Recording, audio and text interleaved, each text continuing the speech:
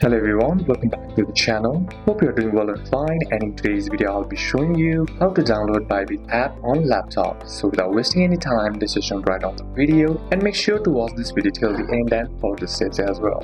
Bybit doesn't have a native desktop app like an .exe or DMG installer the way it does it for iOS or Android, but you can still use it on your laptop in few ways. So first is to simply head over and open up your browser, and then on the search bar what you need to do is simply type in Bybit. Then simply tap on the first link that is shown to you, and once you're inside here, what you need to do is simply tap on the login option on the top right of the page and log in with your credentials. Then once you're logged in, this gives you full access without needing to install anything as well.